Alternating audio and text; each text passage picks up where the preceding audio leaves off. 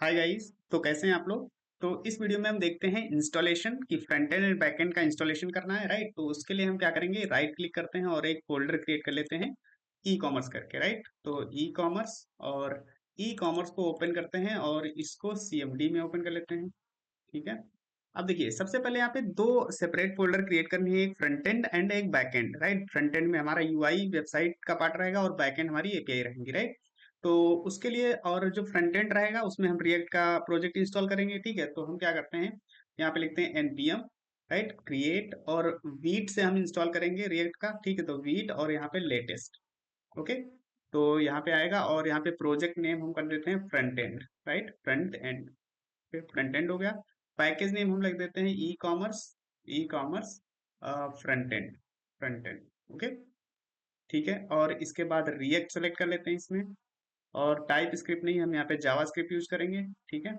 और नो और यस कर देते हैं। ओके। तो यहाँ पे प्रोजेक्ट इंस्टॉल हो गया। अभी इसको अगर हम ओपन करते हैं यूआरएल को, तो ये हमारा यहाँ पे चल रहा है बढ़िया से। ठीक है। तो अभी क्या करते हैं, इसको क्लोज कर देते हैं। अभी अभी इसको रन नहीं करते हैं। ओके। अब सबसे पहले अगर यहाँ पे देखोगे, तो यहाँ पे एक फ्रंट एंड नाम से एक फोल्डर क्रिएट हो गया। ठीक है।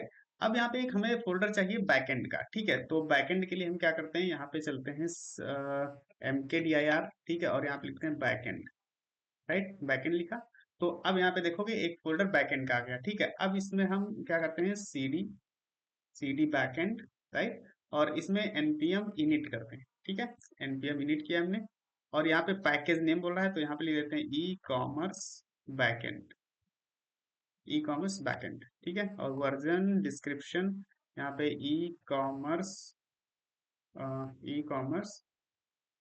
Project development. ठीक है। इसके बाद एंड पॉइंट का मतलब यहाँ पे जो फर्स्ट फाइल होगी, रूट फाइल होगी जो कि रन करेगी सर्वर। ठीक है। तो हम इंडेक्स डॉट जेएस भी रख सकते हैं, हम यहाँ पे सर्वर डॉट जेएस भी कर सकते हैं। ठीक है। तो यहाँ पे सर्वर डॉट जेएस कर लेते हैं। टेस्ट कमांड कुछ नहीं, गिट रिपोजिटरी नहीं, कीवर्ड्स हम यहाँ पे लिख देते हैं react, react node, node JS. ठीक है। और मोंगो डीबी। ठीक है। और यहाँ पे रिडक्स, राइट। ओके। और इसके बाद ऑथर हम यहाँ पे कर देते हैं संतोष कुमार। ठीक है। और ओके, यस कर देते हैं। तो ये हमारी फाइल यहाँ पे क्रिएट हो चुकी है, जो हमारी पैकेज डॉट जेसन फाइल थी। ठीक है। तो ये दोनों हमारे फोल्डर यहाँ पे क्रिएट हो गए। अब क्या करते हैं, इसको हम ओपन कर लेते हैं VS कोड में। ठीक है। तो एक बार बैक जाते हैं, तो कोड डॉट कर लेते हैं, राइट। सो कोड डॉट करेंगे तो ये हमारा प्रोजेक्ट जो है ओपन हो जाएगा VS कोड में। ओके। तो अब इसको क्लोज कर देते हैं, और तो ये हमारे front end and back and हो गए। ठीक है। ओके। तो अभी सबसे पहले क्या करते हैं, यहाँ पे कुछ फ्रंट एंड पहले सेटअप करते हैं। फ्रंट एंड में जो फोल्डर स्ट्रक्चर है और इसके जो पैकेजेस हैं वो हम क्या करते हैं, इंस्टॉल करते हैं। तो हम यहाँ पे क्या करते हैं, CD और फ्रंट एंड में चलते हैं, राइट। अब इसके अंदर यहाँ पे इंस्टॉल करना है। ठीक है। तो npm इंस्टॉल और एक्सियोस। ठीक है। तो ये एक्सियोस यहाँ पे क्या होगा, फ्रंट एंड में चलेंगे पैकेज और जेसन में, और यहाँ पे डिपेंडेंसी में यहाँ पे इंस्टॉल हो जाएगा एक्सियोस। ठीक है।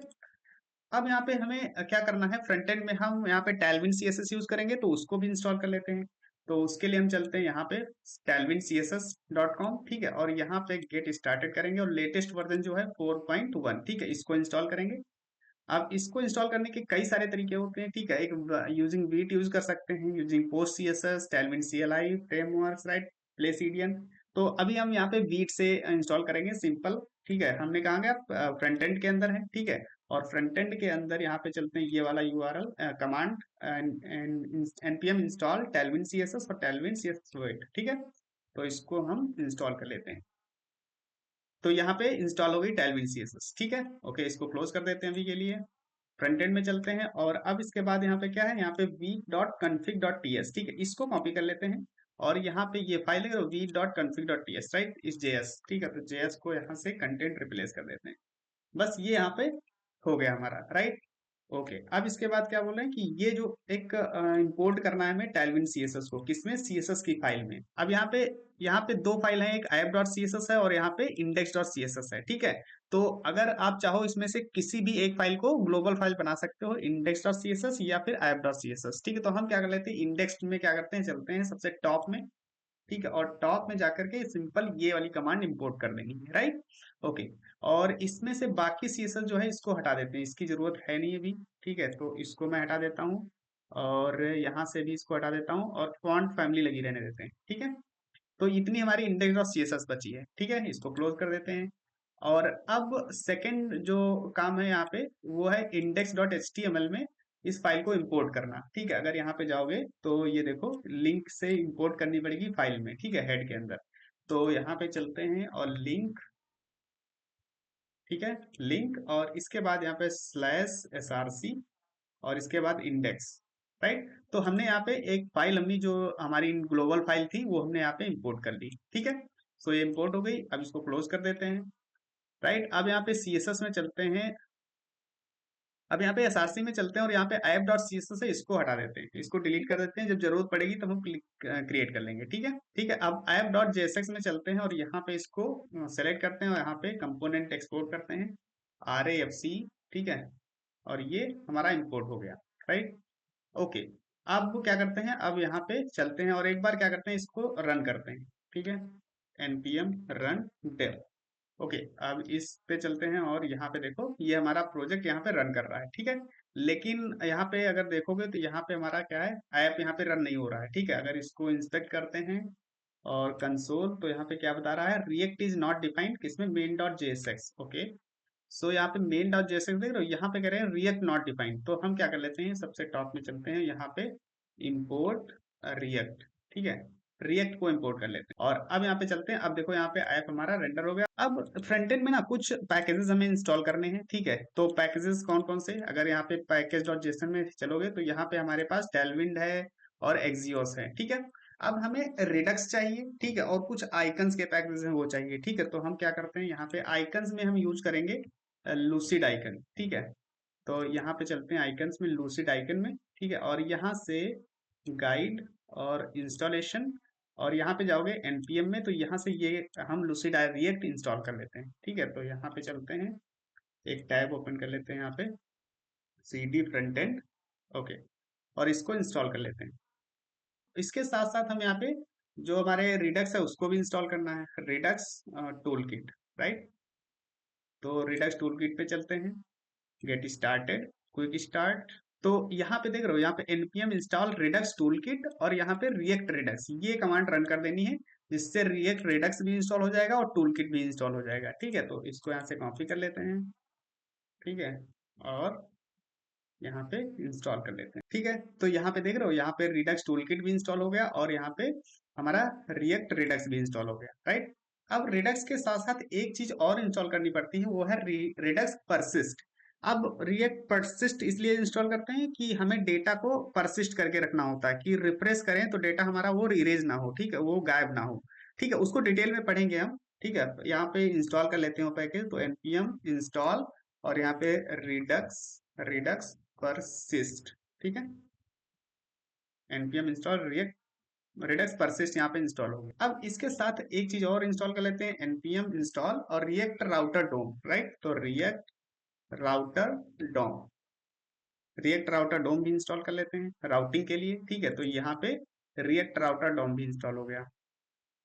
ओके, तो आई थिंक यहाँ पे सारे पैकेजेस इंस्टॉल हो गए, बाकी अगर जरूरत पड़ेगी तो हम बाद में भी इंस्टॉल कर सकते हैं। ओके, अब यहाँ पे फ्रंट एंड में हम कुछ फोल्डर्स क्रिएट करेंगे, डायरेक्टरीज, राइट। तो उसके लिए एसआरसी में चलते हैं फ्रंट एंड के। ठीक है, तो यहाँ पे फ्रंट एंड में है, और cd एसआरसी, राइट, एसआरसी में। तो सबसे पहले यहाँ पे हम क्रिएट करते हैं एक mkdir यूज करेंगे, और ऐप। ठीक है, ऐप हमने यूज किया, और फिर mkdir एक आ जाएगा हमारा यहाँ पे कंपोनेंट्स, कंपोनेंट्स। ठीक है, कंपोनेंट्स यहाँ पे आ जाएंगे, और फिर उसके बाद यहाँ पे mkdir फीचर्स एक आ जाएगा, फीचर्स। ठीक है, फीचर्स, फिर यहाँ पे mkdir एक पेजेस करके हम एक क्रिएट करेंगे फोल्डर, पेजेस वगैरह क्लियर कर देते हैं, और फिर इसके बाद mkdir एक सर्विसेज। ठीक है, ये सर्विसेज करके एक रहेगा। ठीक है, और फिर mkdir यूटिल्स, यूटिल्स हो जाएगा, राइट। तो ये सारी चीजें हमने यहाँ पे क्रिएट कर ली। सो अभी यहाँ पे फ्रंट एंड हमारा कंप्लीट हो गया है। ठीक है, और हमारा फ्रंट एंड यहाँ पे रन भी कर रहा है। ठीक है, अब चलते हैं बैक एंड में। ठीक है, अब बैक एंड में कुछ पैकेजेस इंस्टॉल करेंगे। ठीक है, और फोल्डर स्ट्रक्चर इसका क्रिएट करेंगे। तो यहाँ पे करते हैं cd बैक, चलते हैं, फिर और यहाँ पे cd बैकएंड। तो सबसे पहले यहाँ पे अगर देखोगे पैकेज डॉट जेसन में, तो यहाँ पे कुछ पैकेजेस इंस्टॉल करने हैं। npm इंस्टॉल, ठीक है, बैकएंड के अंदर है npm इंस्टॉल। और एक तो हम यहाँ पे यूज करेंगे एक्सप्रेस, एक्सप्रेस, ठीक है। दूसरा यहाँ पे डॉट env, तीसरा है mongoose, ठीक है। और फिर कॉर्स, और इसके बाद यहाँ पे bcrypt हम यूज करेंगे, bcrypt पासवर्ड हैशिंग के लिए, ठीक है। और उसके बाद यहाँ पे हम यूज करेंगे जॉड, ठीक है, जॉड वैलिडेशन के लिए यूज करेंगे, ठीक है। मल्टर यूज करेंगे, मल्टर जो है फाइल अपलोड करने के लिए, ठीक है। फिर यहाँ पे यूज करेंगे cookie, cookie parser, cookie parser, right, cookie parser हो गया। तो अभी इसको इंस्टॉल कर लेते हैं। ओके, तो यहाँ पे अगर देखोगे डिपेंडेंसीज में, यहाँ पे bcrypt हो गया, cookie parser, cors, dot env, express, mongoose, multer and zod, ठीक है। अभी एक चीज और इंस्टॉल कर लेते हैं, वो है हमारा जेसन वेब टोकन, ठीक है। सो npm install Jason web token, Jason web token, ठीक है, इसको इंस्टॉल करते हैं। अब यहाँ पे कुछ डेव डिपेंडेंसीज होती हैं, जैसे कि नोडमॉन को इंस्टॉल कर लेते हैं, ठीक है। तो हम क्या करते हैं, npm इंस्टॉल नोडमॉन, ठीक है, और माइनस माइनस सेव डेव, ठीक है।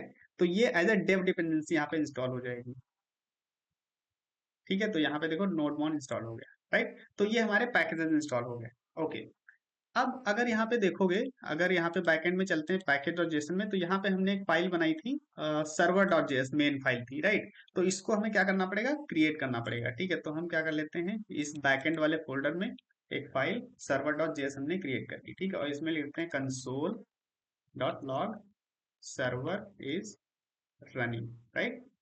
तो ये हमारी सर्वर फाइल हो गई, ठीक है। अब देखिए यहाँ पे हमें फाइल को इसको रन करना है, ठीक है। तो हम क्या करते हैं, पैकेज डॉट जेसन में चलते हैं, और यहाँ पे टेस्ट कमांड देख रहे हो, यहाँ पे लिखते हैं डेव, ठीक है, डेव लिखा।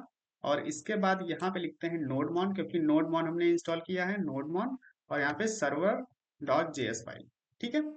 ये हमारी फाइल होगी सर्वर डॉट जेएस। तो अभी बैकएंड को npm रन डेव कर लेते हैं। तो यहाँ पे देखो, जैसे npm रन डेव किया, तो यहाँ पे देखो सर्वर इज रनिंग, मतलब यहाँ पे जो सर्वर वाली फाइल है, ये हमारी कंप्लीटली रन कर रही है। ओके, तो अभी इसको क्लोज कर देते हैं। अब देखिए, अब यहाँ पे बैकएंड में हमें कुछ फोल्डर स्ट्रक्चर क्रिएट करने हैं, ठीक है। सो अभी इसको क्लोज कर देते हैं। ओके, अब यहाँ पे फोल्डर स्ट्रक्चर क्रिएट करेंगे, तो सबसे पहले यहाँ पे बैकएंड के अंदर हम एक क्रिएट करेंगे mkdir src, ठीक है। src फोल्डर क्रिएट किया। अब जो भी हम कोड लिखेंगे वो src सोर्स के अंदर ही सब लिखेंगे, ठीक है। सो उसके लिए क्या करेंगे, cd src में चलते हैं, src, ठीक है। और अब इसके अंदर mkdir करेंगे, और mkdir में सबसे पहले यहाँ पे config एक चाहिए हमें, ठीक है, जिसमें कॉन्फ़िगरेशन होगी, ठीक है। अगर यहाँ पे src के अंदर देखोगे तो यहाँ पे कॉन्फ़िगरेशन आ गई, राइट। फिर यहाँ पे mkdir एक कंट्रोलर, कंट्रोलर्स, ठीक है। सो यहाँ पे src config और कंट्रोलर्स आ गए, राइट। अब फिर यहाँ पे mkdir और मॉडल्स, मॉडल्स हो गए, राइट। फिर mkdir और यहाँ पे आ जाएगा राउट्स। उसके बाद यहाँ पे सर्विसेज, सर्विसेज, ठीक है, सर्विसेज हो गया। और फिर मुझे चाहिए एक middleware, middlewares, right. तो ये मिडिल वेयर्स हो गए। ओके, अब इसके बाद हमें कुछ और फोल्डर्स चाहिए, जैसे कि mkdir यूटिल्स, ठीक है, यूटिल्स। और mkdir वैलिडेशन, वैलिडेशंस, ठीक है। तो ये हमारा बैकएंड का फोल्डर स्ट्रक्चर हो गया, जहां पे हमने config, controller, middleware, models, routes, services and utils, validations हो। तो ये हो गया बैकएंड का फोल्डर स्ट्रक्चर। अभी यहाँ पे कॉन्फ़िग में कुछ फाइल्स क्रिएट करते हैं, ठीक है। जैसे कि यहाँ पे एक db.js हो गई, ठीक है।